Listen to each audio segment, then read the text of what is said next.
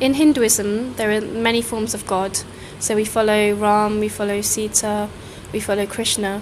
But is there one particular form of God that we should be praying to, be it Matarani or be it Krishna, or are they all just representatives of one sole God?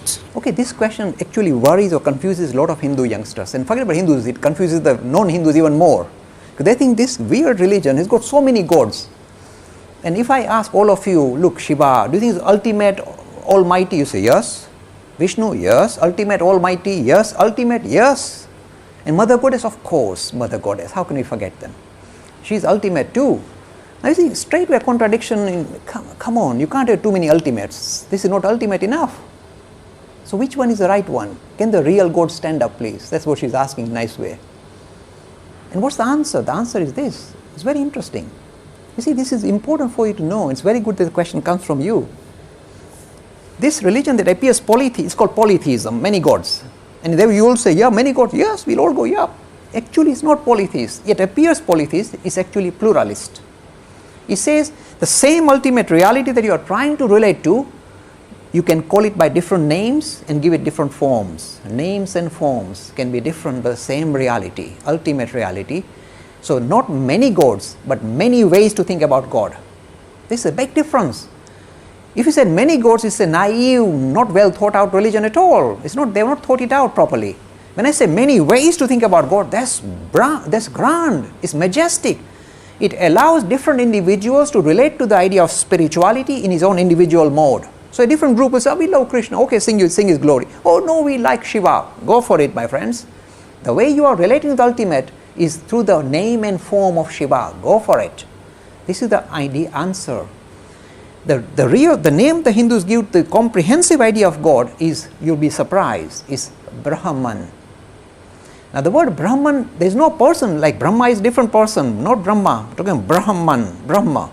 And the word Brahma means spirit, not as a person at all, but as a principle that underpins reality. They said the whole of this creation is nothing but an expression of this principle. Look, not a person, principle that becomes visible, manifested as the world that we see in front of us. And the same principle, Brahman, becomes more visible, becomes clearer as living things, and the most clearest vision of this Brahman, this principle, is humanity, men and women. That's why I said you are the clearest manifestation of God on earth. Where else will you find your God? He is lighting you up. Not you, everybody. So this is a principle-oriented religion, but then it allows a personalized approach, because he said, look, why should we, in that case, why don't we just talk Brahman, and why should we have bother with Ram and Krishna and Shiva and Mother?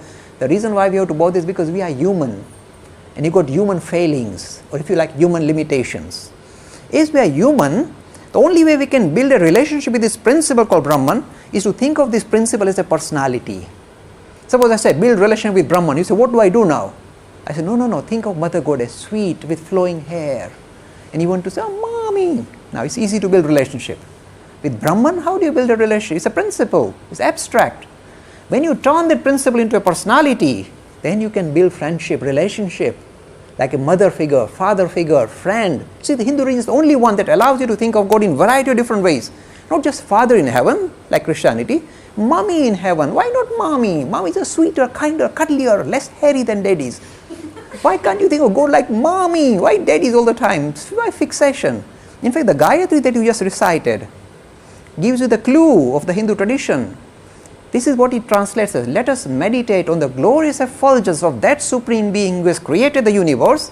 May she enlighten our hearts and direct our understanding. She, addressing God as she. The central prayer of the Hindus think God is a woman. See? Because we are human, we like to relate to this principle in a human manner. That's why we create all this imagery. Let's go for it. The same one becomes all this. People say, how do you reconcile principle and personality? This is how we reconcile. It's like ice and water. Water is fuzzy, no shape, nothing, it's just fuzzy. When you freeze it, it can take on different forms. It's the love of the devotee that freezes this principle called Brahman into the various forms that he likes. Suppose I like to think God as Shiva. This principle reduces itself and becomes Shiva and comes in front of me and interacts with me. This is Hinduism. The love of the devotee freezes this principle into the personality of his choice. See the power of religion. Real democracy, spiritual democracy.